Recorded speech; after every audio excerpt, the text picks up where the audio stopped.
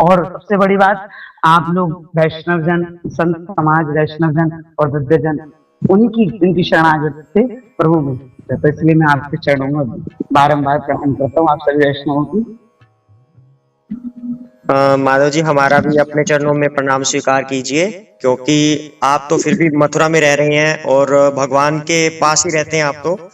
और जो मथुरा वृंदावन के कोई भी हो, उनकी तो रज माथे पर लगाना एक सौभाग्य होता है।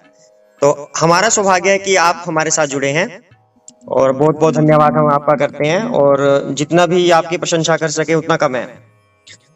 नहीं, प्रशंसा मेरी कीजिए, प्रशंसा आप प्रभु जी की कीजिए।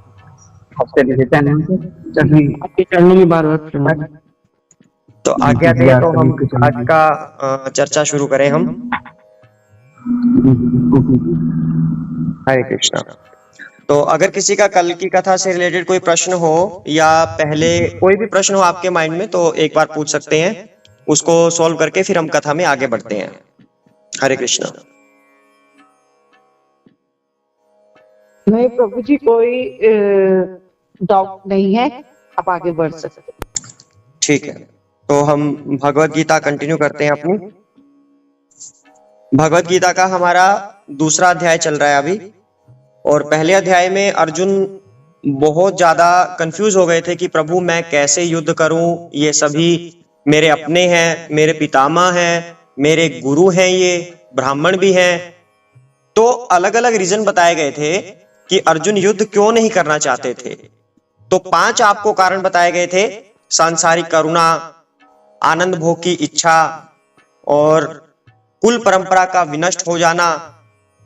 और 2 रीजन और आपको बताए थे कि ये 5 कारण की वजह से अर्जुन युद्ध नहीं करना चाहते, और यही 5 कारण हमारे समक्ष होते हैं कि हम भक्ति में नहीं आना चाहते। वो 5 कारण आपको याद होंगे। उसके बाद जब अर्जुन बैठ जाते हैं, हम सार ले रहे हैं पहले अध्याय का, थोड़ा सा सार लिया हमने, क्योंकि एक्सप्लेन हमने अच्छे से पहले कर लिया। तो जब अर्जुन बैठ जाते हैं रथ पे, अपने हथियार रख के, अस्त्र शस्त्र रख के, और कहते हैं भगवान को कि प्रभु मैं आपकी शरण में हूं, मैं आपका दास हूं, आप ही मेरी सहायता कीजिए, आप मुझे उपदेश कीजिए कि मुझे करना क्या है। फिर भगवान अर्जुन को आत्मा और शरीर का ज्ञान समझाते हैं कि आत्मा शाश्वत होती है, आत्मा कभी मरती नहीं है, और इसका कभी जन्म भी नहीं होता। आत्मा केवल एक शरीर से दूसरे शरीर में ट्रांसफर होती है, शरीर नया धारण करती है, लेकिन आत्मा कभी मरती नहीं है। तो अर्जुन, तुम्हारे लिए शोक करने का कोई कारण नहीं है। जो ये सब लोग तुम देख रहे हो सामने, तुम सोच रहे हो कि ये मर जाएंगे अगर तुम युद्ध करोगे, लेकिन ऐसा नहीं होगा। इनके अंदर जो आत्मा है वो इस शरीर को छोड़ के नया शरीर धारण कर लेगी, बस इतनी सी बात है। और जो विद्वान पुरुष होता है, अर्जुन तुम विद्वान हो, विद्वान पुरुष कभी भी इस परिवर्तन से विचलित नहीं होता कि आत्मा एक शरीर से निकल के दूसरे में जाए। इस तरह से भगवान अर्जुन को समझा रहे हैं। और भगवान ये भी कहते हैं कि आत्मा पूरे शरीर में व्याप्त है। आत्मा पुराने वस्त्रों को छोड़कर नए वस्त्र धारण करती है। ये भगवान बता रहे हैं कि जैसे हमने वस्त्र पहने हुए हैं, ये पुराने हो जाते हैं, फिर हम क्या करते हैं, दुकानदार के पास जाएंगे या मॉल में जाएंगे, नए वस्त्र लेके आएंगे, या ऑनलाइन शॉपिंग करेंगे, कुछ भी करें, पुराने वस्त्र को छोड़कर नए धारण करते हैं। तो आत्मा भी तो ऐसी ही है। आत्मा को ये शरीर एक घर के रूप में मिला है, या आप इसको वस्त्र कह लीजिए, क्योंकि भगवान यहां पर वस्त्र कह के संबोधित कर रहे हैं। आत्मा ने ये वस्त्र पहना हुआ है, हमारे शरीर रूपी। और जब ये इतना बूढ़ा हो जाए, ठीक है, यानी कि इतना पुराना हो जाए, ये फटने लगे, इसकी रिपेयर नहीं कर सकते हम, कोई सिलाई नहीं हो सकती इसकी, यानी कि कोई डॉक्टर इसका इलाज नहीं कर सकता, तब आत्मा को नए वस्त्र चाहिए, यानी कि नया शरीर चाहिए। वो आगे बाद की बात है कि कौन सा शरीर मिलेगा, मनुष्य का, पशु का, पक्षी का, क्या मिलेगा, उसकी बात भगवान अभी नहीं कर रहे। भगवान केवल इतना बता रहे हैं कि आत्मा को नया शरीर चाहिए। तो तुम्हारे लिए शोक करने का कोई कारण नहीं है अर्जुन। वैसे भी ये सब लोग बूढ़े हो चुके हैं, इनको तो मरना ही है, और इस हालत में इनको कितना कष्ट हो रहा है, तुम इन्हें इस कष्ट से मुक्त ही करने वाले हो। यदि तुम्हें लगता है, यदि बुद्धिज्म का कंसेप्ट यहां पर आता है कि निर्वाण शब्द का प्रयोग किया जाए, कि यदि शरीर खत्म हो गया तो बात खत्म, कोई आत्मा वात्मा कुछ होती नहीं, बस शरीर खत्म हुआ और कष्ट हमारे खत्म हो गए। यदि तुम ऐसा भी सोचते हो तो भी तुम्हारे शोक करने का कोई कारण नहीं है अर्जुन, क्योंकि फिर ये मुक्त हो जाएंगे इस शरीर से, इन कष्टों से। तो हर एनोलॉजी के द्वारा भगवान समझा रहे हैं अर्जुन को। आज भगवान अर्जुन को क्षत्रिय धर्म के बारे में याद दिलाना चाहते हैं। तो हम आज का पाठ आरंभ करते हैं यहां से। भगवान बोल रहे हैं, क्षत्रिय होने के नाते अपने विशिष्ट धर्म का विचार करते हुए तुम्हें जानना चाहिए कि धर्म के लिए युद्ध करने से बढ़कर तुम्हारे लिए अन्य कोई कार्य नहीं है। अतः तुम्हें संकोच करने की कोई आवश्यकता नहीं है। यहां पर क्षत्रिय शब्द का प्रयोग भगवान ने किया है। क्षत्रिय दो शब्दों से मिलकर बना है, शत प्लस त्रिय। शत का मतलब मारने वाला, त्रय का मतलब बचाने वाला। अर्थात क्षत्रिय का कार्य होता है मारना। किसको मारना? अधर्म को मारना। और बचाता किसको है क्षत्रिय? धर्म को बचाता है। यानी कि धर्म की रक्षा के लिए अधर्म का विनाश करना क्षत्रिय का कर्तव्य होता है। भगवान ये अर्जुन को समझाना चाह रहे हैं यहां पर, क्योंकि सामने वाले सब लोग अधर्मी थे।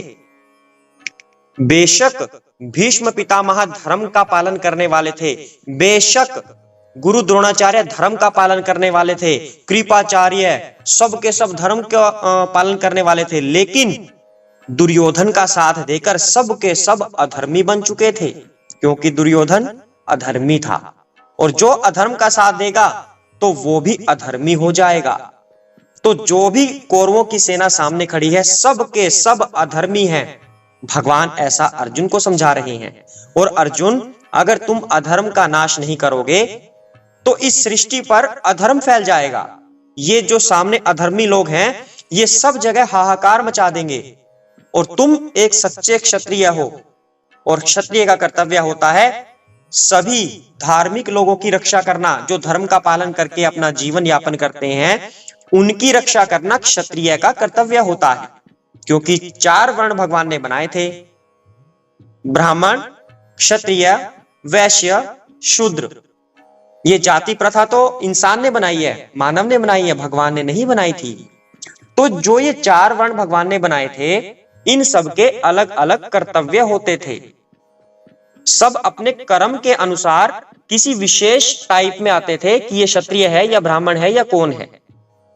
जैसे कि क्षत्रिय, जो व्यक्ति रक्षा करेगा दूसरे की, या फिर राज करेगा, राजनेता बनेगा, वो क्षत्रिय कहलाता है। दूसरे की किसकी? ब्राह्मण की रक्षा करेगा, वैश्य की रक्षा करेगा, शूद्र की रक्षा करेगा, क्षत्रिय। ये उसका कर्तव्य है, यही उसका कर्म है। तो जो व्यक्ति इस कर्म को अपना रहे हैं कि हमें तो रक्षा करनी है या हमें नेता बनना है, इसका मतलब उसे क्षत्रिय धर्म का पालन करना होगा, क्योंकि उसने वैसा कर्म एक्सेप्ट किया है। और ये जन्मजात नहीं होता, कोई भी व्यक्ति किसी भी कैटेगरी में आ सकता है। दूसरा, ब्राह्मण, सर्वोच्च बोला जाता है ब्राह्मण को, क्योंकि वो एक शिक्षक होता है। ब्राह्मण का कर्म है शिक्षक, शिक्षा देना। और कैसी शिक्षा देना? सभी लोगों को भगवान से जोड़ना, ऐसी शिक्षा देना, ये ब्राह्मण का कर्म होता है। तो यदि कोई व्यक्ति ब्राह्मण है और वो चाहे कि मुझे क्षत्रिय बनना है, तो वो बन सकता है। ऐसा थोड़ी ना है कि इसका जन्म ब्राह्मण कुल में हुआ है, आजीवन ये ब्राह्मण रहेगा। चाहे वो ब्राह्मण धर्म का पालन कर रहे हैं या नहीं कर रहे हैं, इसका कोई मतलब नहीं है। लेकिन वो व्यक्ति जो ब्राह्मण है वो क्षत्रिय बन सकता है, केवल अपना कर्म बदलना होगा उसको। क्योंकि भगवान ने श्रीमद् भागवतम में कई बार एक बात बोली है, अश्वत्थामा को द्विज बंधु बोला है। माइक ऑफ कर लीजिए, किसका ऑन है?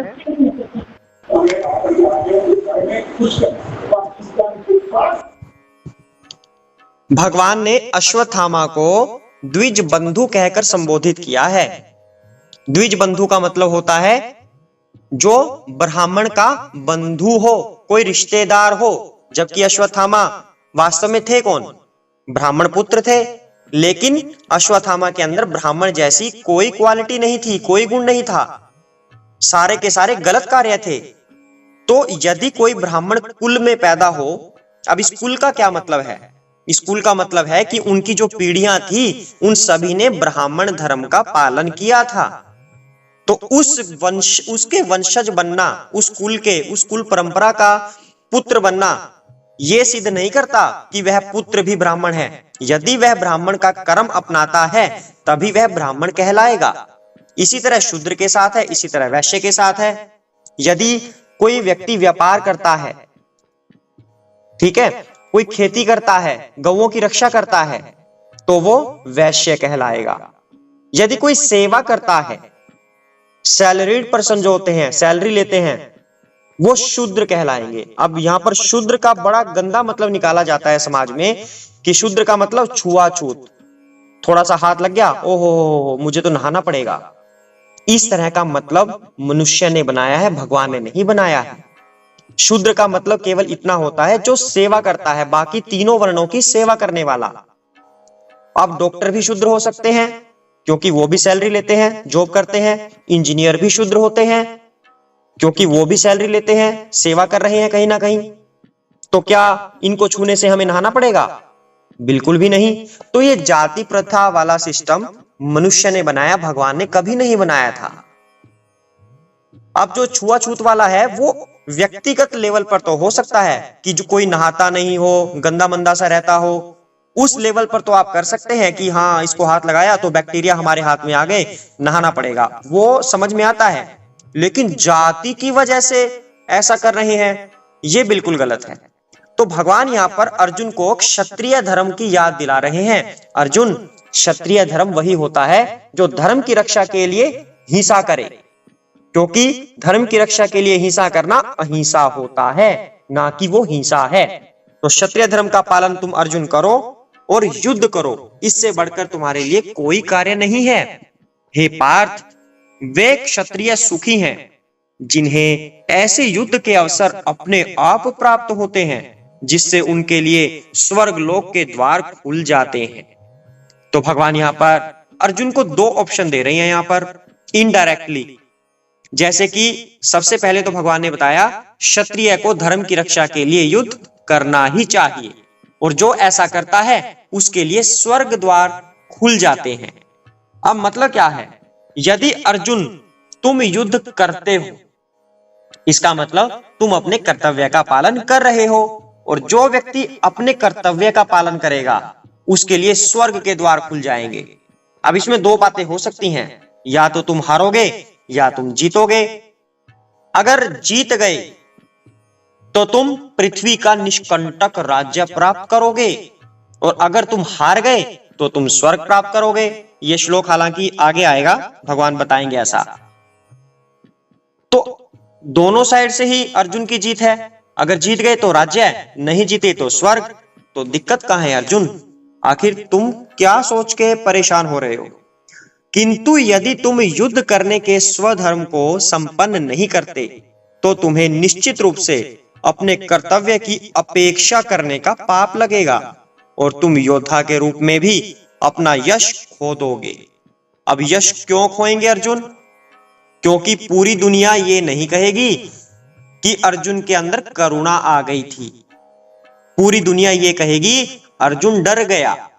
इतने बड़े बड़े योद्धाओं को देखकर, जिस भीष्म पितामह ने उस परशुराम को हरा दिया, जिसने इस पृथ्वी को 21 बार क्षत्रियों से विहीन कर दिया, उस भीष्म पितामह से तुम डर गए अर्जुन।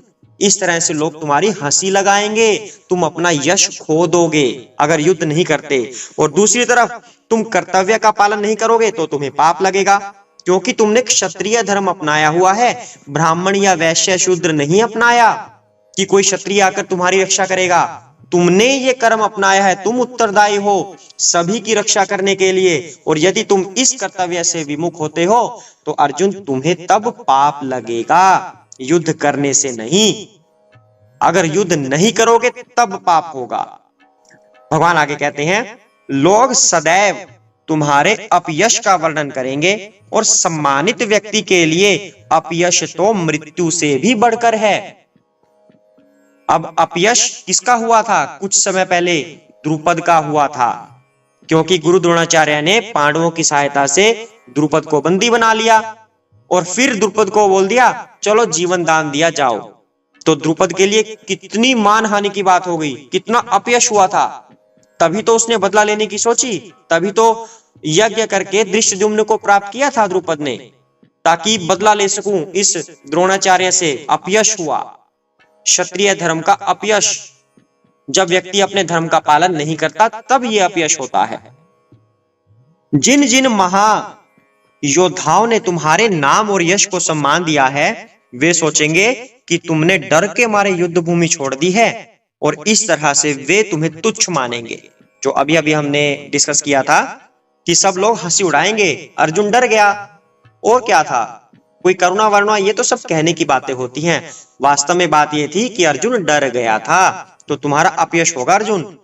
तुम्हारे शत्रु अनेक प्रकार के कटु शब्दों से तुम्हारा वर्णन करेंगे और तुम्हारी सामर्थ्य का उपहास करेंगे। तुम्हारे लिए इससे दुखदाई और क्या हो सकता है। अब भगवान ने ये दुख का वर्णन यहाँ क्यों किया? क्योंकि अर्जुन बार बार ऐसा कह रहे थे कि प्रभु यदि सामने वाले मारे गए तो मेरे अपने मारे जाएंगे, तो उससे ज्यादा दुख मेरे को और क्या होगा, इससे तो नरक में जाना अच्छा है। तरह तरह के तर्क अर्जुन दे रहे थे। तो भगवान कहते हैं कि तुमने तो अपना दुख बता दिया, लेकिन मैं तुम्हें बताता हूं असली दुख कब होगा। जब सभी लोग तुम्हें कायर कहेंगे, जब तुम्हारा अपयश होगा, कटु वचन लोग बोलेंगे, तो कंपेयर कर लो, वो दुख अच्छा है या ये दुख अच्छा है। अगर तुम इनको मारते हो तो तुम अधर्म का नाश कर रहे हो, अगर तुम इनको छोड़ते हो तो तुम अपने धर्म का नाश कर रहे हो, और लोग तुम्हारा हंसी मजाक उड़ाएंगे तुम्हारी। तो कौन सा दुख दोनों में से तुम्हें सही लग रहा है? अब भगवान ऐसे समझा रहे हैं अर्जुन को, हे कुंती पुत्र, यदि तुम युद्ध में मारे जाओगे तो स्वर्ग प्राप्त करोगे, यदि तुम जीत जाओगे तो पृथ्वी के साम्राज्य का भोग करोगे। अतः दृढ़ संकल्प करके खड़े हो जाओ और युद्ध करो। भगवान दोनों ऑप्शन में कह रहे हैं तुम्हारी तो दोनों साइड से जीत है अर्जुन। हार गए तो स्वर्ग को प्राप्त करोगे, जीत गए तो राज्य प्राप्त करोगे, तो दिक्कत कहां है? इसलिए खड़े हो जाओ अर्जुन और युद्ध करो। और भगवान हमें क्या समझा रहे हैं इससे? अगर हमें ऐसा लगे ये तो एक कहानी सी सुना रहे हैं आप, इसका हमें क्या करना, हुआ होगा कुछ भी हुआ होगा, लेकिन नहीं, भगवत गीता हम लोगों के लिए है, आम इंसानों के लिए भगवत गीता। चाहे कोई साइंटिस्ट हो, चाहे कोई पॉलिटिशियंस हो, चाहे कोई भी हो, कोई बच्चा हो, बूढ़ा हो या कोई युवा हो, सभी के लिए है भगवत गीता। तो हमारे लिए क्या मैसेज निकल के आ रहा है इसमें से? भगवान हमें यह संदेश दे रहे हैं अर्जुन के माध्यम से कि हमें अपने माइक ऑफ कीजिए प्लीज, इसका भी ऑन है। भगवान हमें यह संदेश दे रहे हैं अर्जुन के माध्यम से कि हमें अपने कर्तव्य का पालन करना है। कुछ लोग सोचते हैं ना कि जो भगवत गीता पढ़ते हैं, जो संत बन जाते हैं, वो किसी काम के तो रहते नहीं, कुछ काम धंधा वो करते नहीं, बस ठीक है अपनी भक्तियों में लग जाते हैं। लेकिन ये सर्वदा अनुचित है। भगवान स्पष्ट यहाँ पर बोल रहे हैं कर्तव्य पालन के लिए। जो व्यक्ति भगवत गीता को सुनेगा या पढ़ेगा और समझेगा, वो ये जान जाएगा कि कर्तव्य पालन आवश्यक है। जो भी हमें कर्तव्य दिए गए हैं इस जीवन में, उनका पालन करो, साथ साथ भगवान की भक्ति करो। तो भगवान यहाँ पर कर्तव्य पालन के लिए कह रहे हैं, तुम सुख या दुख, हानि या लाभ, विजय या पराजय का विचार किए बिना युद्ध के लिए युद्ध करो। ऐसा करने पर तुम्हें कोई पाप नहीं लगेगा। अब जब स्वयं भगवान ही बोल रहे हैं कि वत्स तुम्हें कोई पाप नहीं लगेगा, तो पाप और पुण्य देखने वाले कौन हैं? भगवान ही तो हैं। और जब वो स्वयं कह रहे हैं कि पाप नहीं लगेगा, तो फिर तो आंख बंद करके बात मान ही लेनी चाहिए कि भगवान ने परमिशन दी है तो करो। कोई और ऐसा समझाए तो बिल्कुल ना करो। लेकिन जब भगवान कह रहे हैं, अब हम लोगों को तो भगवान आकर नहीं कह सकते, तो हमें भगवान कैसे कहते हैं? हमें भगवान शास्त्रों के हेल्प से कहते हैं। शास्त्र में जो लिखा है वो भगवान की वाणी होती है, तो हमें भगवान की वाणी के अनुसार चलना है, अपने कर्तव्यों का पालन करना है। तो भगवान कहते हैं सुख और दुख की, विजय या पराजय की, इन चीजों का विचार किए बिना युद्ध के लिए युद्ध करो। अब इस दो शब्दों का क्या मतलब है? युद्ध के लिए युद्ध करो, पहले भी युद्ध, उसके लिए फिर युद्ध करो, मतलब अपने कर्तव्य पालन के लिए युद्ध करो अर्जुन, ऐसा भगवान कह रहे हैं। यहां मैंने वैश्लेषिक अध्ययन यानी कि सांख्य ज्ञान के द्वारा इस ज्ञान का वर्णन किया है। सांख्य ज्ञान क्या होता है? सांख्य दर्शन बोलते हैं आत्मा और शरीर के ज्ञान को, आत्मा, शरीर और परमात्मा, और इनका आपस में संबंध क्या है, इस ज्ञान को बोलते हैं सांख्य दर्शन। तो भगवान कह रहे हैं कि मैंने तुम्हें सांख्य के द्वारा इस ज्ञान का वर्णन किया है, अब निष्काम भाव से कर्म करना बता रहा हूं, उसे सुनो। हे पृथा पुत्र, यदि तुम ऐसे ज्ञान से कर्म करोगे तो तुम कर्मों के बंधन से अपने को मुक्त कर सकते हो। तो अभी तक तो भगवान ने आत्मा और शरीर का ज्ञान दिया है, अब भगवान व्यवहारिक ज्ञान देने वाले हैं कि जो हमें अपने जीवन में अपनाना है। अर्जुन को बता रहे हैं लेकिन इशारा हमारी तरफ कर रहे हैं। कैसे? जैसे घर में सास होती है, एक ननद होती है, एक बहू होती है। तो सास को जब कुछ बहू को सिखाना हो तो कैसे बोलती है? अपनी बेटी को बोलेगी, बेटा तुम्हें पता नहीं इतना नमक सब्जी में कभी नहीं डालते, हमारे घर में कभी इतना नमक नहीं डलता, तुम्हें कुछ समझ नहीं आता, रोज रोज इतना नमक डाल देती हो। कह रही है बेटी को, सुना रही है बहू को। ऐसा ही होता है ना। तो इस तरह के और भी उदाहरण होते हैं जीवन में बहुत सारे। ये तो सास बहू का इसलिए बताया ताकि आपके एकदम से फिट बैठ जाए। तो भगवान ऐसा ही कुछ कर रहे हैं, कह रहे हैं अर्जुन को, समझा रहे हैं हम लोगों को। अर्जुन के समक्ष युद्ध का एक उदाहरण है और हमारे सामने तो अनेकों उदाहरण हैं। यानी कि भगवान को अर्जुन को ये गीता ज्ञान देने की आवश्यकता नहीं थी और ना ही अर्जुन को आवश्यकता थी कि भगवान से ये ज्ञान ले, क्योंकि अर्जुन तो स्वयं एक भक्त है और भक्त के पास तो ऑटोमेटिकली भगवान का सारा ज्ञान होता है। अपने तप से, भक्ति के तप से भक्त पे सारा ज्ञान होता है। लेकिन भगवान अर्जुन को ज्ञान इसलिए दे रहे हैं ताकि हम लोगों को वो ज्ञान प्राप्त हो सके और हम उस ज्ञान के अनुसार जीवन यापन कर सके। तो भगवान अब हमें बताएंगे कि निष्काम भाव से कर्म करना क्या होता है। हरे कृष्णा। इस प्रयास में न तो हानि होती है न ही ह्रास होता है, अपितु इस पथ पर की गई अल्प प्रगति भी महान भय से रक्षा कर सकती है। क्योंकि निष्काम भाव से कर्म करने का मतलब है कि हमें कोई फल नहीं चाहिए। जो भी हम कर्म कर रहे हैं उसमें हमें फल नहीं चाहिए। और यदि हम किसी फल से बंधे हुए नहीं हैं कि हमें फल मिलेगा अच्छा या बुरा, तो इसका मतलब क्या हुआ? हमारे पास जन्म लेने का कोई कारण पेंडिंग नहीं बचा। जब हमें कोई फल ही नहीं प्राप्त करना अच्छा या बुरा, तो जन्म लेने का कारण कहां बचा? फिर तो मुक्त हो जाएंगे। यही भगवान यहां पर कह रहे हैं इससे पहले वाले श्लोक में कि तुम अपने आप को कर्म के बंधनों से मुक्त कर पाओगे यदि तुम्हें ये निष्काम कर्म का ज्ञान आ जाए। जो इस मार्ग पर चलते हैं वे प्रयोजन में दृढ़ रहते हैं और उनका लक्ष्य भी एक होता है, हे कुरु नंदन। अब भगवान ने कुरु नंदन कहकर पुकार दिया अर्जुन को उसका हौसला बढ़ाने के लिए कि तुम केवल पांडव नहीं हो, तुम कौरव वंश के हो। अर्जुन चिंता मत करो, मैं तुम्हारे साथ हूं। कुरु नंदन कहकर संबोधित किया। जैसे भगवान श्री राम ने विभीषण को क्या कहा था? विभीषण को लंका का महाराज बोला था, जबकि रावण अभी मरा नहीं था। तो भगवान ने इनडायरेक्टली विभीषण को प्रोमिस कर दिया, वचन दे दिया कि तुम लंका के राजा बनोगे। इसी तरह भगवान ने सुग्रीव को कहा था किष्किंधा का राजा, जबकि जब तक बाली मरा नहीं था। ये भगवान का जो वचन होता है ना, इसके पीछे बहुत गूढ़ रहस्य होता है। और अब भगवान यहाँ पर अर्जुन को कुरुनंदन कहकर पुकार रहे हैं। जो दृढ़ प्रतिज्ञ नहीं है अर्जुन, उनकी बुद्धि अनेक शाखाओं में विभक्त रहती है। तो अल्प ज्ञानी मनुष्य वेदों के उन अलंकारिक शब्दों के प्रति अत्यधिक आसक्त रहते हैं जो स्वर्ग की प्राप्ति, अच्छे जन्म, शक्ति इत्यादि के लिए विविध सकाम कर्म करने की संस्तुति करते हैं। अब यहाँ पर वेदों का भगवान ने उदाहरण लिया है। सबसे पहले तो यह समझने की आवश्यकता है कि वेद जो होते हैं सभी पुराण, महापुराण, वेदांत, वेदांत सूत्र, उपनिषद, जितने भी शास्त्र आप जानते हैं, सब के सब वेदों का हिस्सा होते हैं। वेद मतलब वेदों से ऊपर कोई चीज नहीं है। वेदों के अंदर सब कुछ आ जाता है। लगभग 5-6 लाख के श्लोक के आसपास हैं वेदों में, लेकिन इतने सारे श्लोक एक मानव को समझना या पढ़ना एक असंभव सा है कलयुग के मानव के लिए।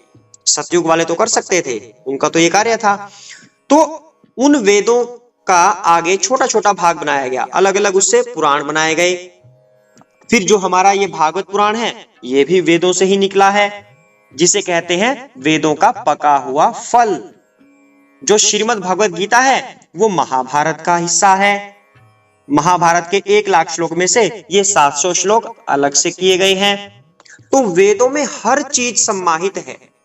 वेदों में फिर ये भी चीज है कि आपको स्वर्ग की प्राप्ति कैसे होगी, ये कर्म कांड कर लीजिए, स्वर्ग मिल जाएगा। सूर्य की उपासना कर लीजिए, तेज मिल जाएगा। गायत्री की उपासना कर लीजिए, शिक्षा मिल जाएगी।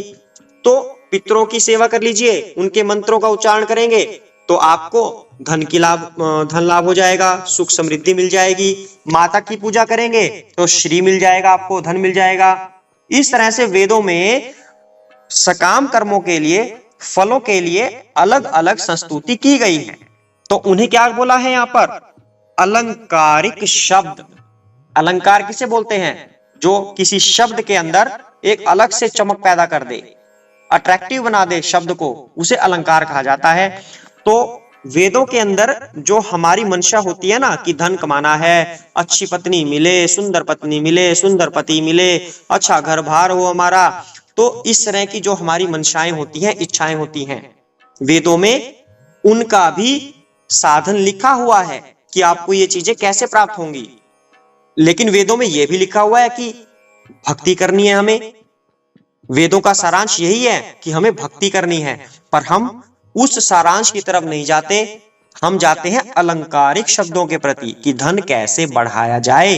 तो भगवान यहां पर वही कह रहे हैं कि अल्प ज्ञानी मनुष्य उन शब्दों के प्रति आसक्त रहते हैं जिससे वो सकाम कर्म करके फल की प्राप्ति कर सके, उसे अल्प ज्ञानी भगवान यहां पर बोल रहे हैं। इंद्रिय तृप्ति या ऐश्वर्यमय जीवन की अभिलाषा के कारण वे कहते हैं इससे बढ़कर और कुछ नहीं है। हरे कृष्णा।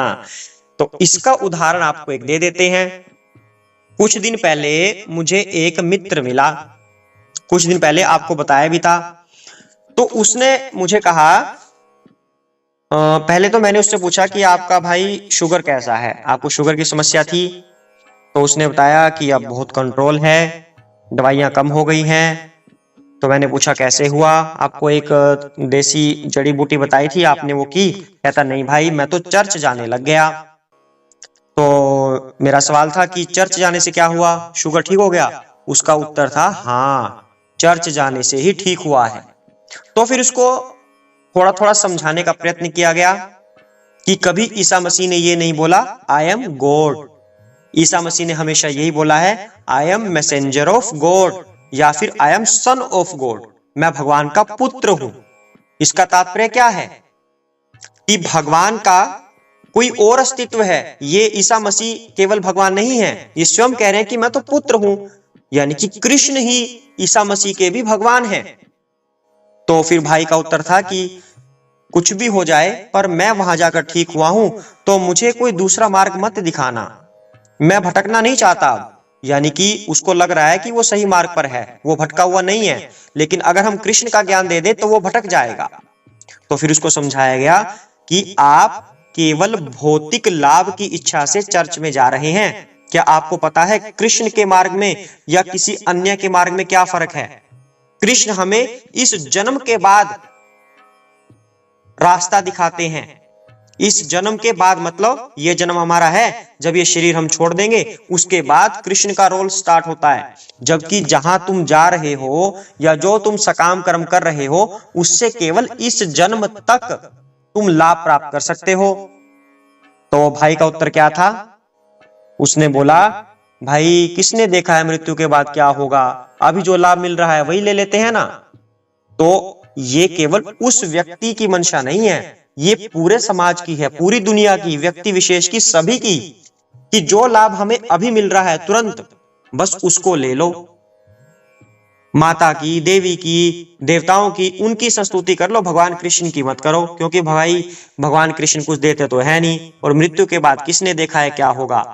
तो भगवान उसे अल्पज्ञानी मनुष्य कह रहे हैं। यहां पर जब भगवान ने ही बोल दिया कि वो अल्पज्ञानी है, तो फिर हमें और चर्चा का विषय बचता ही क्या है हमारे लिए, और कुछ रहता ही नहीं, क्योंकि भगवान ने अल्पज्ञानी बोल दिया। वो लोग इंद्रिय तृप्ति के लिए, ऐश्वर्यमय जीवन के लिए ऐसा चाहते हैं, क्योंकि उन्हें लगता है कि इससे बढ़कर कुछ है ही नहीं। अगर हमारा 10 करोड़ का बंगला बन जाए किसी देवता का हवन करवाने से, तो वो ज्यादा अच्छा है, बजाय इसके कि हम माला लेकर बैठे रहे छोटी सी कुटिया में। तो आम व्यक्ति को ऐसा लगता है, और भगवान उसे अल्पज्ञानी कह रहे हैं। जो लोग इंद्रिय भोग और भौतिक ऐश्वर्य के प्रति अत्यधिक आसक्त होने से ऐसी वस्तुओं से मोहग्रस्त हो जाते हैं, उनके मनों में भगवान के प्रति भक्ति का दृढ़ निश्चय नहीं होता। अब उसी व्यक्ति से लगा लो, जो अपने मित्र की बात अभी मैं बता रहा था आपको, तो भक्ति से कहां आसक्त हैं, वो है ही नहीं, क्योंकि उन्हें तो अपना बस एक रोग ठीक करना था कि रोग ठीक हो जाए, और वही मेरे लिए भगवान है। उसके बाद कौन कृष्ण और कौन दूसरे देवी देवता। तो उनके अंदर भगवान के प्रति कोई दृढ़ निश्चय नहीं है, उन्हें केवल कुछ लाभ चाहिए, भौतिक लाभ। वेदों में मुख्यतः प्रकृति के 3 गुणों का वर्णन हुआ है। हे अर्जुन, इन तीनों गुणों से ऊपर उठो, समस्त द्वैतों और लाभ तथा सुरक्षा की सारी चिंताओं से मुक्त होकर आत्मपरायण बनो। अब 3 प्रकृति के गुण कौन से हैं, ये आप सभी को पता है, कई बार डिस्कस हो चुका है। रजोगुण, सतोगुण और तमोगुण, 3 तरह के गुण हो गए प्रकृति के, और वेदों में इसके बारे में लिखा हुआ है, और उसमें से फिर श्रीमद् भगवद गीता में भी आ गया। तो हे अर्जुन, इनसे ऊपर उठना है आपको। अब एक प्रश्न यहां पर उठता है, रजोगुण का मतलब क्या है? जिसको भोग चाहिए, आनंद चाहिए। तमोगुण का मतलब क्या है? जिसके अंदर आलस्य हो, नींद आती हो सारा दिन, उसको क्रोध आता हो, मांसाहार भक्षण करता हो, ये सभी क्या है? तमोगुणी है। और सतोगुणी कौन है? अच्छी अच्छी बातें करता हो, शुद्ध विचार का हो, सात्विक भोजन खाता हो। तो प्रश्न ये उठता है कि रजो और तमो से ऊपर उठना यहां तक तो ठीक है, पर सतो से ऊपर उठना ये कैसे ठीक है? तो और सतो से ऊपर उठे कैसे? 2 ही चीज तो होती है, अच्छी या बुरी। बुरी हमने हटा दी रजो और तमो के रूप में, और सतो अच्छी रह गई। तो इससे ऊपर उठने का क्या मतलब है, और क्यों उठे इससे ऊपर जब सतो सब कुछ ठीक है ही? तो यहां पर भगवान बताते हैं, सतोगुण में जो व्यक्ति होता है, पूरे चांस होते हैं कि वो रजोगुण में गिर जाए या तमोगुण में गिर जाए। कैसे? अब एक व्यक्ति सतोगुणी है और मंदिर जा रहा है प्रतिदिन। मंदिर के अंदर बैठे बैठे एक दिन उसने कुछ ऐसा दृश्य देख लिया जिसकी तरफ वह आकर्षित हो गया, तो चला गया ना फिर उसका सतोगुण। आकर्षित हो गया तो उसकी इच्छा जागृत हुई कि हाँ मैं इससे मिलूं, बातचीत करूं, आगे बढ़ूं। तो उसका वो सतोगुण रजो में कन्वर्ट हो चुका है। और कब वो रजोगुण तमो में बदल जाए ये भी नहीं कह सकते। तुम मेरी नहीं हुई तो किसी की नहीं होगी, ये ले तेजाब फेंकता हूं, हो गया तमोगुण। यानी कि पहले वो व्यक्ति सतोगुणी था, मंदिर में बैठा था, कहां पर माया ने उसके ऊपर प्रभाव डाल दिया? पहले रजो में बदला गया वो, उसके बाद तमो में बदला गया। यानी कि अगर हम किसी भी गुण में हैं तो उससे हमारा पतन होना संभावित है। इसलिए हमें तीनों गुणों से ऊपर उठना है।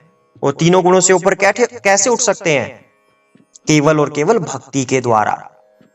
हमें सतोगुण भी नहीं रखना, उससे भी ऊपर उठना है। और उसकी अवस्था कैसे होती है?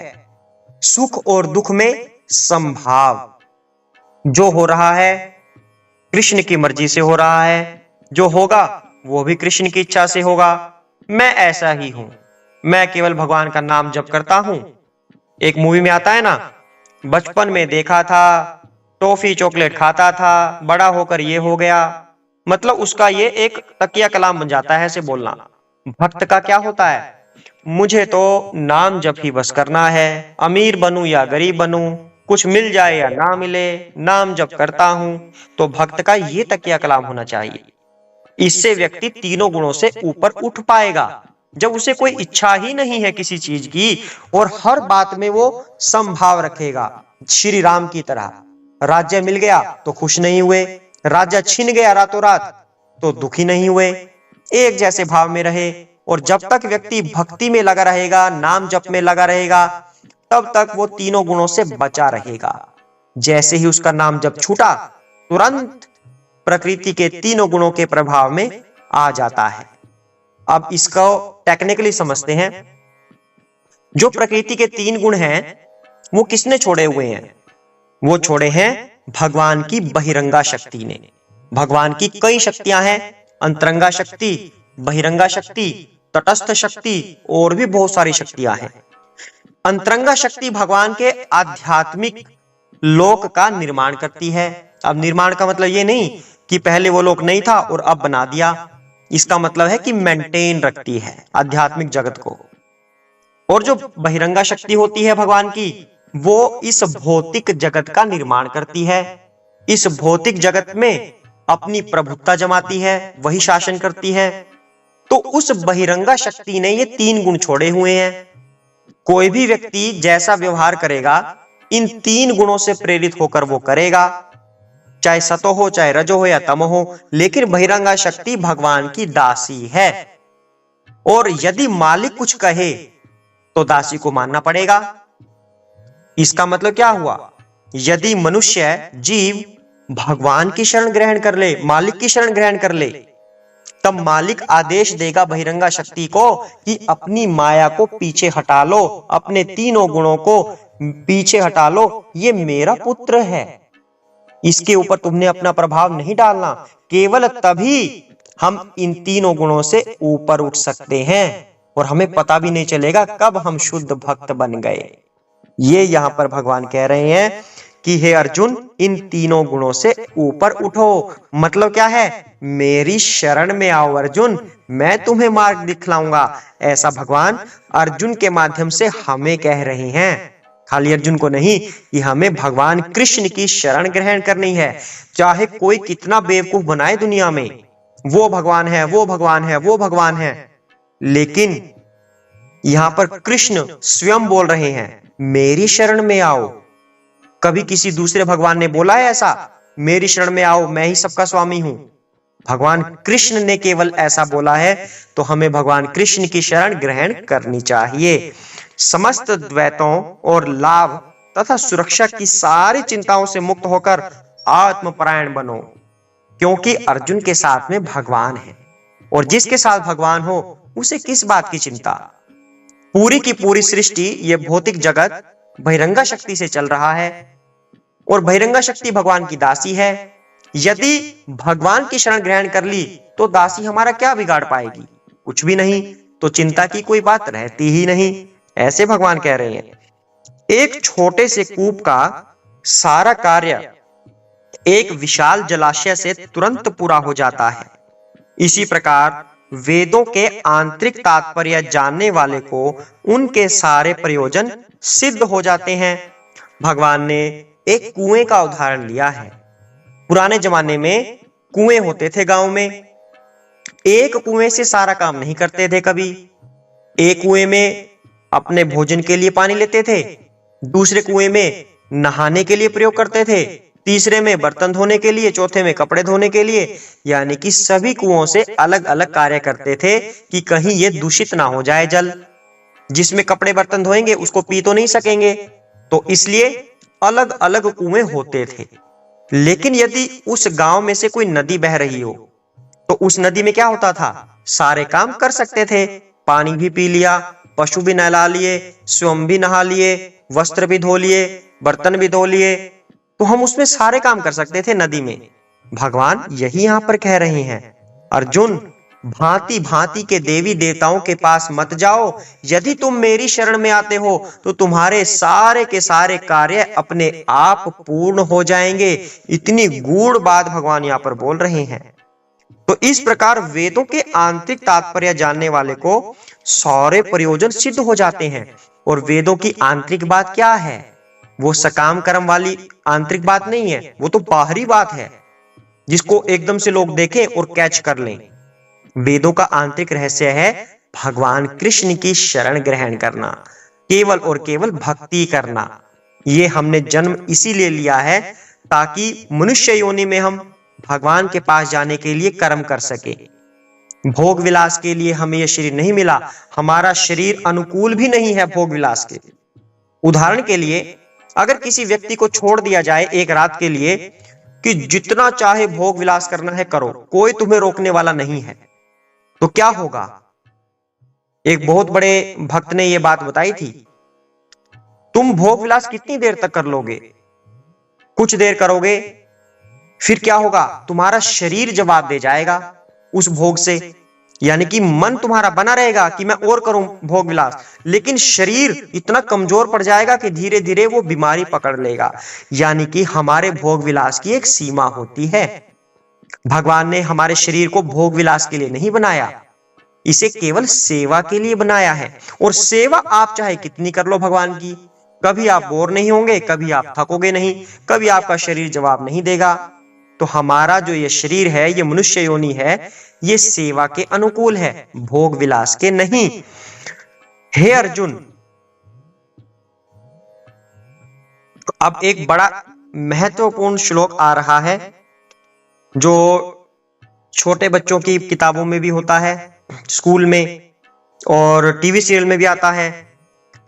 कर्मण्येवाधिकारस्ते मा फलेषु कदाचन, ये आपने भी सुना होगा। तो इसका मतलब क्या बनता है? तुम्हें अपने कर्म करने का अधिकार है। ध्यान से सुनना, क्योंकि ये श्लोक मैक्सिमम लोगों को समझ नहीं आता कि आखिर इसका मतलब क्या बनता है। कुछ भी बोल देंगे कि तुम्हें कर्म का अधिकार नहीं है, मतलब कर्म का अधिकार है, फल का अधिकार नहीं है। तो फिर व्यक्ति सोचेगा अगर फल का मुझे अधिकार नहीं है, फल की इच्छा नहीं करनी, तो मैं कर्म ही क्यों करूं? तो माइंड में ये बात आ जाएगी, क्योंकि इस श्लोक का मतलब समझ नहीं रहे हैं। तो इसलिए आपको बार बार कह रहा हूं, ध्यान पूर्वक श्रवण करना और ग्रहण करना। इसका आंतरिक मतलब क्या है? तुम्हें अपने कर्म करने का अधिकार है, किंतु कर्म के फलों के तुम अधिकारी नहीं हो। तुम न तो कभी अपने आप को अपने कर्मों के फलों का कारण मानो, न ही कर्म न करने में कभी आसक्त हो। तो पहली लाइन पर चलते हैं। केवल तुम्हें कर्म करने का अधिकार है, यानी कि भगवान ने हम सभी को फ्री छोड़ा हुआ है, स्वतंत्र हैं हम। अब कहते हैं कि पत्ता भी भगवान की इच्छा के बिना हिलता नहीं। हाँ, बिल्कुल सही बोला है, नहीं हिलता। लेकिन कर्म करने के लिए भगवान ने फिर भी हमें छोड़ा हुआ है, बिल्कुल फ्रीली। जो चाहे आप कर्म करो। भगवान हमारे हृदय में बैठे हैं, साक्षी के रूप में, हमारे हर कर्म के साक्षी हैं। जब हम कोई गलत कर्म करते हैं, अंदर से आवाज आती है कि ये ठीक नहीं है, पर हम क्या करते हैं? उस आवाज को इग्नोर कर देते हैं। जब हमारे ऊपर रजोगुण सवार हो, तमोगुण सवार हो, तब हमें कुछ सही गलत दिखाई नहीं देता। बस करना है, हाँ मैं करके रहूंगा, ये दिमाग में रहता है। तो भगवान क्या करते हैं? भगवान उसमें भी सहायता करते हैं। अच्छा, तुम्हें गलत करना है, कोई बात नहीं, मैं तुम्हें गलत कर्म करने का निर्देश देता हूं कि इस तरह से करो, ऐसे ऐसे होगा, रास्ता ऐसे निकलेगा। लेकिन वहां पर भगवान को दोष फिर नहीं देना, क्योंकि भगवान ने तो अंदर से आवाज लगाई थी कि पुत्र ये गलत कार्य है, तुमने इग्नोर किया, तुम्हारा मन हुआ कि मैं करके रहूंगा। तो भगवान तो फिर सहायता करते हैं, जैसी तुम्हारी इच्छा वैसी सहायता करेंगे। लेकिन गलत कर्म तुमने किया, भगवान ने कुछ नहीं कहा, रोका नहीं। एक बार केवल इंस्ट्रक्शन दी थी कि ये सही नहीं है, पर भगवान ने रोका नहीं तुम्हें। अब तुम नहीं रोक सकते भगवान को फल देने से, उसका फल अब भगवान निर्णय करेंगे। भगवान डिसाइड करेंगे कि क्या तुम्हें उसका फल मिलेगा। यानी कि फल तुम्हारे अधिकार क्षेत्र में नहीं है, तुम्हारे कंट्रोल में नहीं है कि मैं किस फल को प्राप्त करूं। तुम केवल कर्म कर सकते हो अर्जुन, भगवान समझा रहे हैं। तो दूसरी बात यहां पर यह आती है कि अब मैं भाई अगर फल की इच्छा ना करूं तो कर्म भी क्यों करूं। ये बात आ गई ना। तो भगवान अगली लाइन में कह रहे हैं, इसलिए ना तो तुम कभी अपने आप को कर्म के फलों का कारण मानो, यानी कि तुम अपने आप को कर्ता मत मानो कि जो मेरी ये नौकरी लगी है, मैं आईएएस बन गया हूं, ये मेरी मेहनत की वजह से हुआ है, ये मैं दिन रात मेहनत करता था तब हुआ है। नो, भगवान कहते हैं तुम्हारे से ऊपर दो कर्ता और हैं। आगे आएगा, वो आगे एक्सप्लेन होगा, पर संक्षिप्त में बताता हूं आपको। मनुष्य के अलावा दो कर्ता और हैं। एक प्रकृति जो पूर्व जन्मों के आधार पर व्यक्ति का फल निश्चित करती है, और दूसरे स्वयं भगवान जो प्रकृति को ये निश्चित करने देते हैं, अथॉरिटी देते हैं भगवान।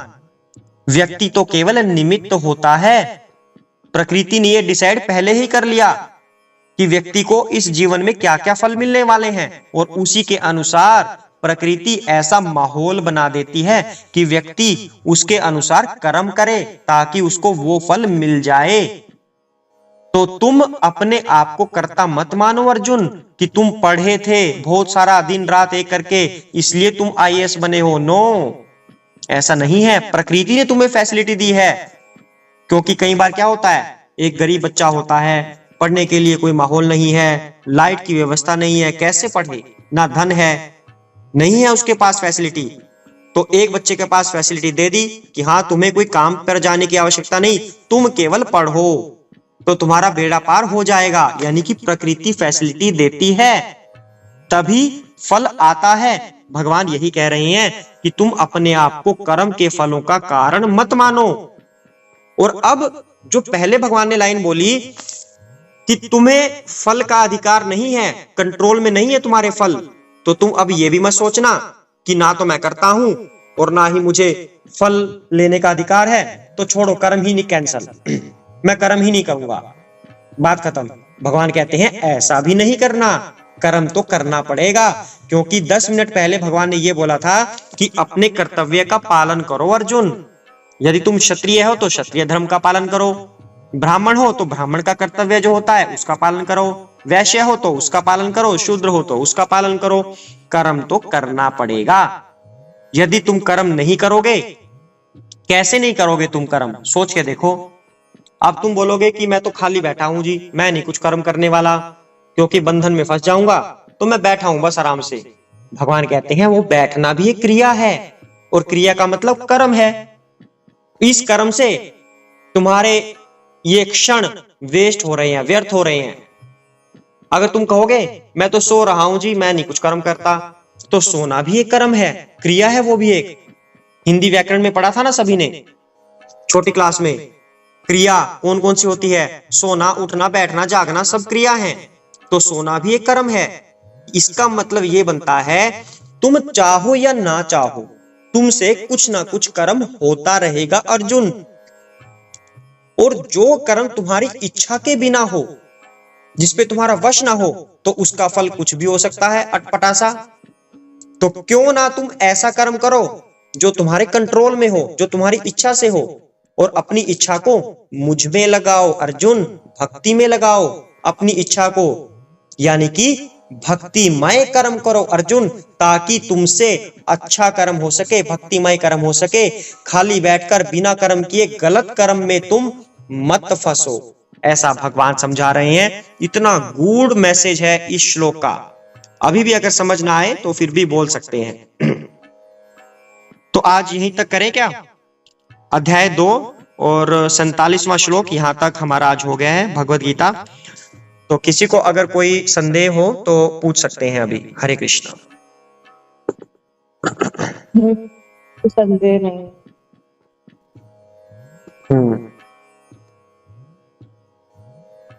माता जी, सचिन जी, पूनम जी, किसी को? हरे कृष्ण प्रभु जी। हरे कृष्णा जी। हाँ प्रभु जी, मेरा एक क्वेश्चन है आपसे। हाँ जी। जैसे अभी आपने बोला कि जो भी आपका धर्म है, मतलब धर्म आपका जो भी वैश्य धर्म है या फिर क्षत्रिय धर्म है या फिर है ना ब्राह्मण धर्म है, उसके अकॉर्डिंग हमें अपने कर्म करने चाहिए, राइट? हाँ। ठीक है, बट जैसे अभी कलयुग जो अभी का करंट जो टाइम चल रहा है, जिसके अंदर क्या है, जैसे एक वैश्य धर्म नहीं निभा रहा है, एक ब्राह्मण धर्म नहीं निभाता, राइट। सबके अपने अपने, एक ब्राह्मण एक ड्राइवर बना हुआ है, एक ड्राइवर एक ब्राह्मण बना हुआ है, राइट। तो इस संक्षेप मतलब आपका विचार क्या है इसके ऊपर, जो एक नई जो कास्ट या आप लोगों के धर्म बन रहे हैं ना भारत में आने वाले टाइम में, ठीक है ना। मतलब आने वाले टाइम में जैसे एक डॉक्टर से शादी करेगा, एक इंजीनियर से शादी करेगा, तो इस तरीके की कास्ट डिवाइडेशन हो रहा है, राइट। सॉरी, आई थिंक मेरे को लगता है कि भगवत गीता का मैटर नहीं है, बट मेरे मन में आया तो मैं इसलिए पूछ रहा हूँ। तो इसके विचार में हम क्या सोचते हैं और हमारा भागवत गीता हमें क्या संदेश देते हैं इसके बारे में, तो थोड़ा सा अगर आप थोड़ा विस्तार रूप से मेरे को बता पाए तो। ठीक है, देखो अभी भगवान ने क्या बताया था कि 4 तरह के वर्ण होते हैं, क्षत्रिय, ब्राह्मण, वैश्य, शूद्र। ठीक है, तो कोई जाति प्रथा वाला सिस्टम नहीं है। अश्वत्थामा ब्राह्मण कुल में पैदा हुआ था, लेकिन भगवान उसे ब्राह्मण नहीं मान रहे, उसे द्विज बंधु कह रहे हैं। द्विज का मतलब ब्राह्मण होता है, योग्य ब्राह्मण। द्विज का मतलब, बंधु का मतलब उसका मित्र या रिश्तेदार कुछ। क्योंकि जो ये 4 वर्ण है ये जन्म के अनुसार नहीं, कर्म के अनुसार होते हैं। ठीक है, जो जैसा कर्म अपनाएगा वो उस धर्म का कहलाएगा। जैसे अब अगर किसी को शिक्षा देने का शौक है कि मैं शिक्षा दूं सबको, भगवान की शिक्षा दूं, तो वो ब्राह्मण कहलाएगा, ना कि उसे वैश्य बोला जाएगा। एक व्यक्ति अग्रवाल समाज में आता है, तथा कथित अग्रवाल समाज, तथा कथित शब्द यूज कर रहा हूं मैं यहाँ पे, क्योंकि ये सब हमारे बनाए हुए हैं, इंसानों के बनाए हुए हैं।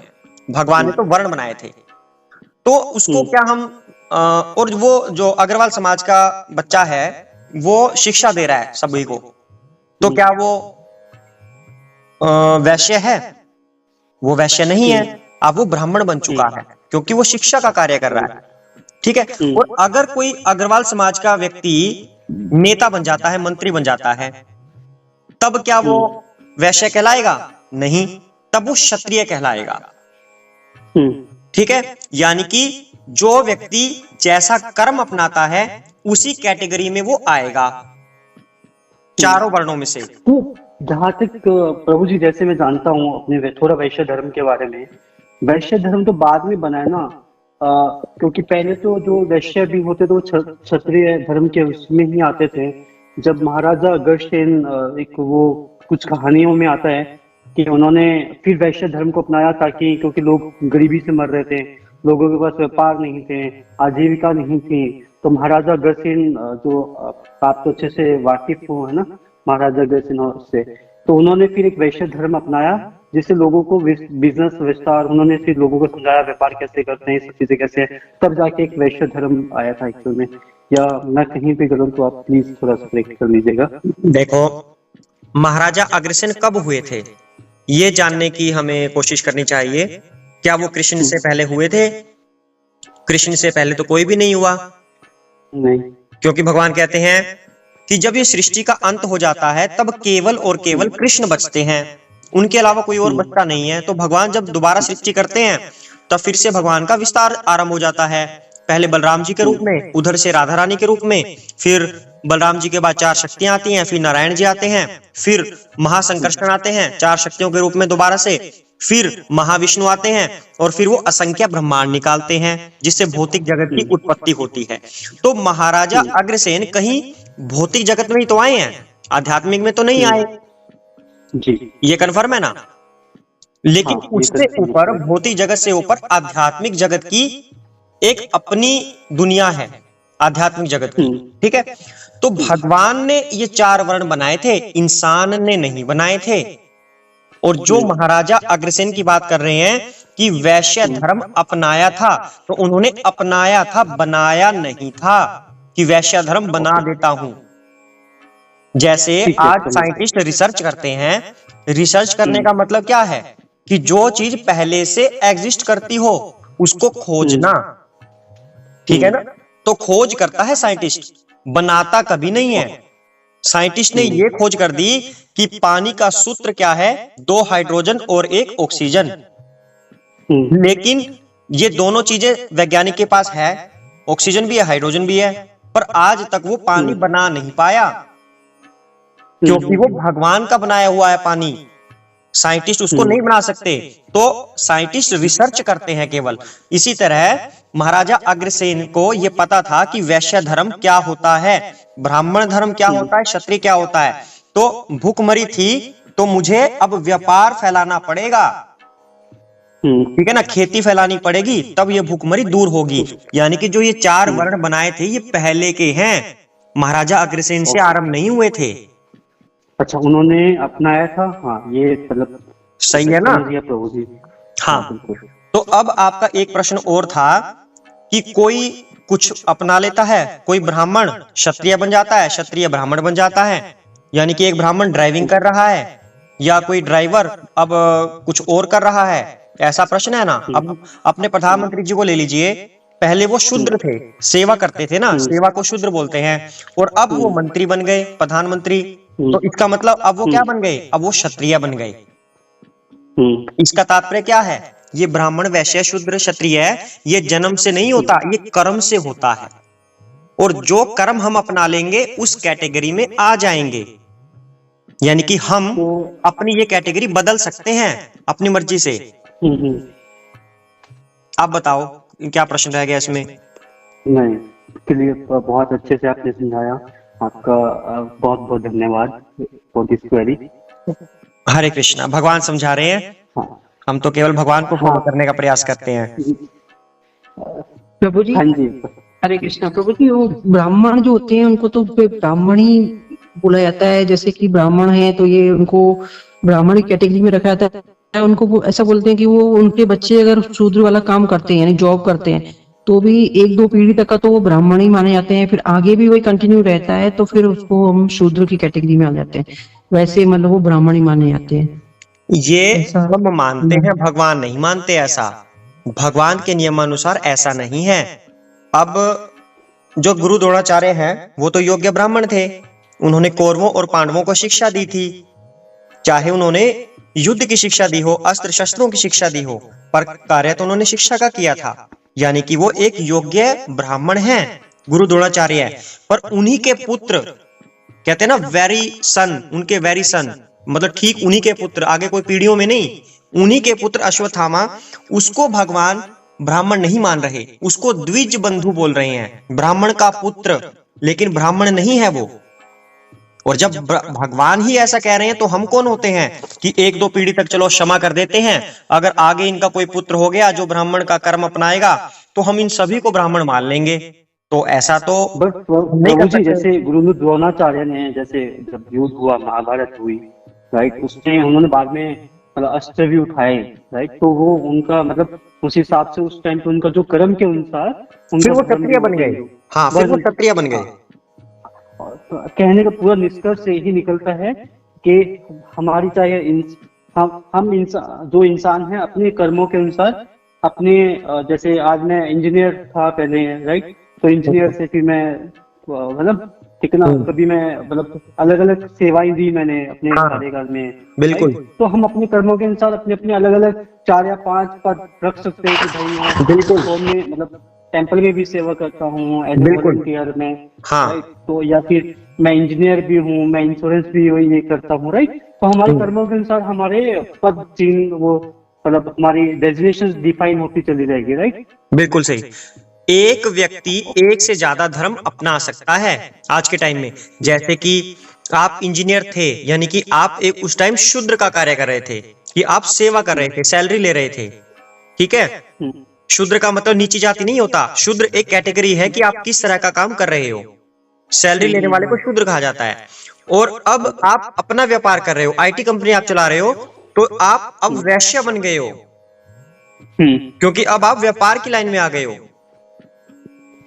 ठीक है। साथ में आप मंदिर में सेवा दे रहे हैं, तो आप एक भक्त का कार्य भी कर रहे हैं। लेकिन वर्ण आपके इस टाइम 2 ही आ रहे हैं, आप वैश्य भी हो और शूद्र भी हो। हालांकि आपने शूद्र का काम अब छोड़ दिया है, आप अब वैश्य रह गए केवल, वर्ण, तो भगवान का ये समझाने का तात्पर्य ये था कि जो कर्म हम अपनाते हैं, जो धर्म हम अपनाते हैं, उसका हमें पालन करना है।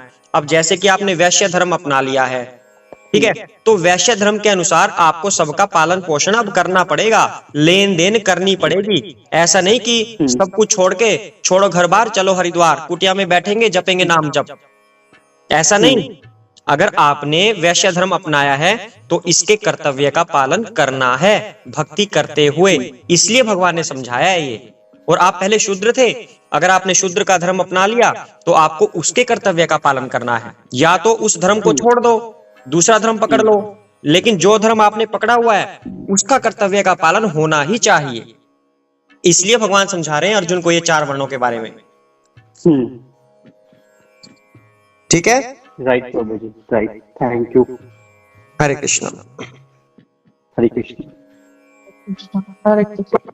प्रभु जी वो हमने वो एक बात रखनी थी ना, अगर आप रख पाए तो।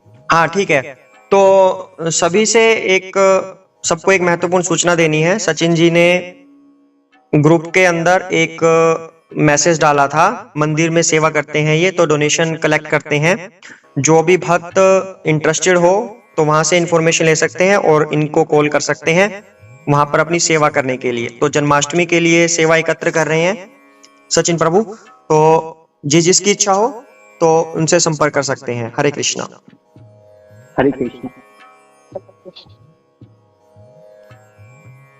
तो किसी का कोई संदेह हो तो बता सकते हैं, नहीं तो फिर चलते हैं, कल दोबारा से आरंभ करेंगे आगे से। हाँ प्रभु जी, हरे कृष्णा।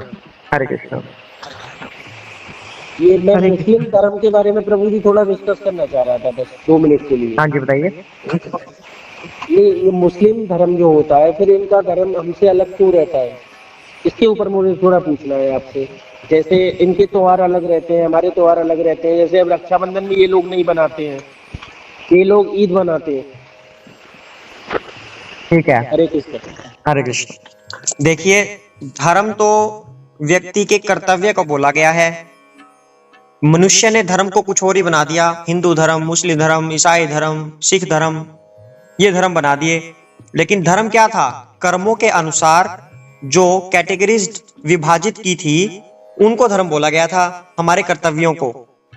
ये जो अलग अलग आप बता रहे हो, ये वाला धर्म वो वाला धर्म, ये हमारी पूजा करने की पद्धतियां हैं कि हम इस तरह से भगवान की पूजा करेंगे।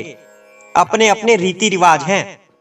अब मान लो 100 लोगों में से 20 लोग कहते हैं कि हम मूर्ति पूजा करके खुश हैं जी, तो वो 20 लोग कहेंगे कि चलो आप लोगों को हम हिंदू बोल देते हैं, आप हिंदू हो या फलाना हो, कुछ भी हो, ABC। और 20 कहते हैं जी हम तो घुटने टेक के भगवान की पूजा करेंगे, और हम भगवान को भगवान नहीं कहेंगे, हम तो अल्लाह कहेंगे या कुछ और कहेंगे। तो वो 20 कहते हैं कि हमें कुछ और नाम दे दो जी, इनसे अलग, इन 20 से अलग नाम दे दो। दे दिए जी उनको। और अगले 20 कहते हैं जी हम ऐसे नहीं पूजा करेंगे, हम तो कुछ और करेंगे, हम तो केवल गुरु की पूजा करेंगे। तो उन 20 ने अपना अलग नाम रख लिया। तो इस तरह से ये मनुष्य के द्वारा बनाए गए हैं अलग अलग पूजा करने की पद्धतियां। ये धर्म नहीं होते। ये धर्म तो अगर है तो केवल एक सनातन होता है, क्योंकि भगवान ही धर्म बनाते हैं, भगवान ही नियम बनाते हैं और भगवान ही फॉलो करवाते हैं सबसे, अगर हम उनके नियमानुसार चलें। धर्म का मतलब सनातन। सनातन कौन है? केवल और केवल भगवान कृष्ण। सनातन का मतलब जो शाश्वत हो, हमेशा से है और हमेशा रहेगा। तो धर्म सनातन है और सनातन मतलब कृष्ण। तो धर्म अगर आप सांसारिक रूप से भी लगाएं तो वो भी केवल एक ही है, दूसरा कुछ नहीं है। बाकी सब पूजा करने के अलग अलग तरीके हैं। लेकिन ये विडंबना होती है कि कुछ 20 लोगों का वो समुदाय वो गलत एक्टिविटी में इन्वॉल्व हो जाता है। ये विडंबना हो जाती है। वो 20 लोग उनके पूरे समुदायों को शर्मिंदा कर देते हैं। ठीक है, तो ऐसा नहीं है कि उनके भगवान अलग है, हमारे अलग हैं। सभी के भगवान एक ही हैं, भगवान कृष्ण। तो प्रभु जी, जैसे कोई अगर मतलब मुस्लिम से, जैसे किसी मतलब हिंदू व्यक्ति अगर कोई मुस्लिम से शादी करना चाहे तो फिर इतना बवाल क्यों खड़ा हो जाता है, इतना वाद विवाद, लड़ाई झगड़ा, ये सब ऐसा क्यों होता है फिर? ये जैसे संसार कि के हमारे हिंदू धर्म में तो उनको वो बोलते हैं कि ऐसे हमारे यहाँ शादी नहीं हो सकती, उनके धर्म में ऐसा बोलते हैं कि हम लोग हिंदू से शादी नहीं कर सकते। ऐसा क्यों रहता है फिर? हरे कृष्ण। घृणा, इसका कारण है घृणा। जो पहले वाले 20 लोग थे वो कहते हैं कि हमारी पूजा पद्धति ही श्रेष्ठ है, आप लोगों की नहीं, आप लोगों से हमें कोई मतलब नहीं है। वो घृणा हो गई आपस में। जबकि भगवान तो कभी इस चीज में भेद करते नहीं। भगवान तो आत्मा और शरीर, केवल इन दो चीजों की बात करते हैं। अब दूसरे समुदायों के पास भी यही है, आत्मा और शरीर, और हमारे वालों के पास भी यही है, आत्मा और शरीर। और आत्मा और शरीर का संबंध किससे है? भगवान से है। तो इससे अलग तो और कोई बात है ही नहीं। बाकी तो सब मनुष्य की बनाई हुई है। तो संसार में तो ये रजोगुण, तमोगुण, सतोगुण ये चलता रहेगा। इन्हीं गुणों से प्रेरित होकर व्यक्ति एक दूसरे से लड़ता भी है। ठीक है। और जो ये कहते हैं ना कि उस समुदाय में जाके विवाह नहीं करना, इसका मतलब क्या होता है कि भाई हमारे जो 20 लोग थे, हमें इसी रूप से पूजा करनी है।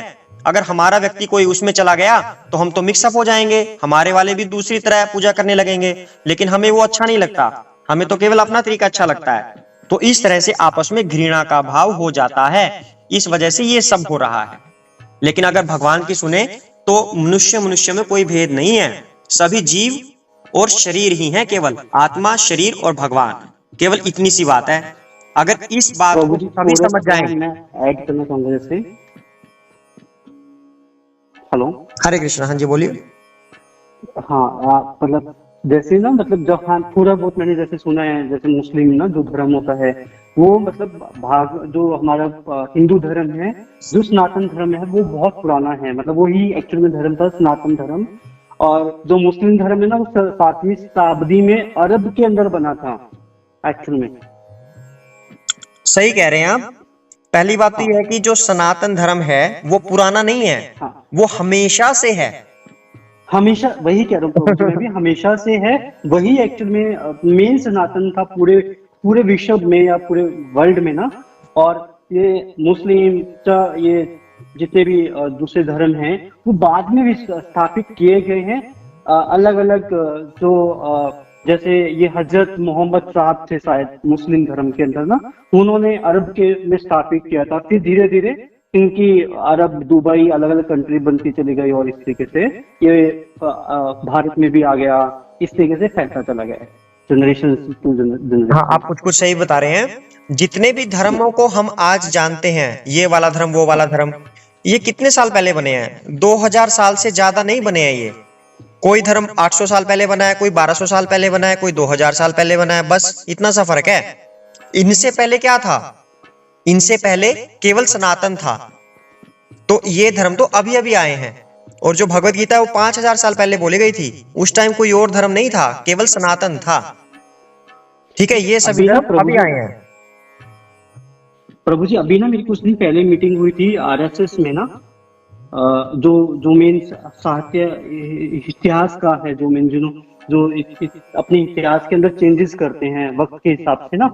तो जो मैंने जो क्वेश्चन पूछा ना, जैसे उन्होंने बोला कि जो आने वाला युग है, जो कर्म के अनुसार जो आगे आने वाले जो धर्म है वो डॉक्टर्स होंगे, इंजीनियर्स होंगे, इस तरीके अपने कर्मों के आधार पे हमारे धर्म डिवाइड हो जाएंगे आने वाले टाइम में। इसलिए सनातन का प्रचार करो। और इस तरीके से उन्होंने आगे बहुत सारी बातें रखी मेरे सामने। करती है संस्थाएं। एक संस्था का जो उद्देश्य होता है वो उसको लेकर आगे बढ़ते हैं और उसी पर फिर कार्य करते रहते हैं। पर हमें ज्यादा इन चक्रों में नहीं फंसना, हमें केवल शुद्ध भक्ति में लगना है और सभी को भक्ति सिखानी है। क्योंकि ऐसा कहा जाता है, शास्त्रों में प्रमाणित है ये, अगर किसी व्यक्ति को संस्कार नहीं सिखाते, हम मैनर्स नहीं सिखाते, लेकिन भक्ति सिखा देते हैं, तो उसके अंदर अपने आप में मैनर्स भी आ जाएंगे, संस्कार अपने आप आ जाएंगे अगर भक्ति सिखा दें। लेकिन एक बच्चे को हम भक्ति नहीं सिखाते लेकिन केवल संस्कार सिखाते हैं, तो ये जरूरी नहीं है कि वो संस्कार सीख जाएगा, पर भक्ति सीखने पर वो पक्का सीख जाएगा।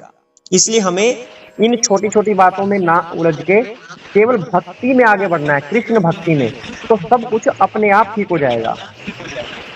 प्रभु जी, बाकी जैसे कोई अदर कास्ट में जैसे हम शादी करते हैं, तो मैंने गीता के उसमें ही अध्याय में ये भी सुना था कि जैसे कि हम, जैसे हमारी अलग कास्ट और लड़की की अलग कास्ट या लड़के की अलग कास्ट, तो उसमें संतानें वर्ण संकर उत्पन्न होती है, ऐसा सच है? ये ऐसा रहता है? भगवान श्री कृष्ण इस उपदेश को खुद दे रहे हैं कि वर्ण संकर है। कर्म कांड की तरफ मत जाइए, शुद्ध भक्ति की तरफ जाइए। ठीक है, इसमें और उसमें अंतर है। ये सामाजिक, हरे कृष्णा जी, ये सामाजिक प्रथाएं होती हैं जिसकी वजह से हम चाहते हैं कि हमारे जैसी पूजा करने वाले परिवार में ही हम अपने बच्चे का विवाह करें। ये हमारी सामाजिक इच्छा होती है, इसका भगवान से लेना देना नहीं है। क्या नहीं, मैं आपसे समझना चाह रहा हूँ कि ऐसा भी होता है वर्ण संकर संतान उत्पन्न होती है, अलग कास्ट में शादी करते हैं तो कोई भी, अदरवाइज हम इस बारे में सोचते ही नहीं है। हम क्यों सोचे इस चीज के बारे में? जो चीज करनी नहीं है उस तरफ क्यों जाएं? अगर हमें कुएं में छलांग नहीं लगानी तो हम कुएं के बारे में क्यों सोचे? कितना गहरा है ये? ऐसा हुआ था प्रभु जी, अभी अदर कास्ट में कुछ समय पहले मेरे यहाँ पे रिश्ते आए थे, इसलिए मैं ये पूछ रहा था। ऐसा है, अगर दूसरी कास्ट वाले कृष्ण भक्त हैं, ठीक है जी, अगर वो भी कृष्ण भक्त हैं, चाहे वो किसी भी कास्ट के हो, आप कर सकते हैं। अगर वो कृष्ण भक्त नहीं है तो आपको बचना चाहिए, साधारण सी बात है। समझ गया जी प्रभु। ठीक है ना? अगर वो कृष्ण भक्त जी। नहीं है, ठीक है, फिर तो कोई भी धर्म हो चाहे उनका, कोई फर्क ही नहीं पड़ता। कृष्ण भक्त नहीं है ना तो बात खत्म, हमारे मतलब के नहीं है। अगर कृष्ण भक्त हैं तो चाहे किसी भी धर्म के हो, क्या फर्क पड़ता है? वो उनके सारे नियम वैसे ही होंगे जो कृष्ण भक्त के होते हैं। हरिदास जी कौन थे? हरिदास जी मुस्लिम ही तो थे, लेकिन उन्हीं की मेहनत की वजह से, उनकी भक्ति की वजह से वृंदावन में कितने मंदिर बने हैं। आई थिंक बांके बिहारी का जो मंदिर बना है हरिदास की वजह से तो बना था। मैं सही हूँ क्या गलत हूँ गौरव जी? जी प्रभु, आप तो ठीक मथुरा है। में रहते हैं, आपको तो ये पता ही है ना। तो हरिदास जी भी तो मुस्लिम थे, लेकिन वो कृष्ण भक्त थे। तो हमें कुछ और चीज नहीं देखनी, केवल ये देखना है कि वो कृष्ण भक्त है या नहीं है।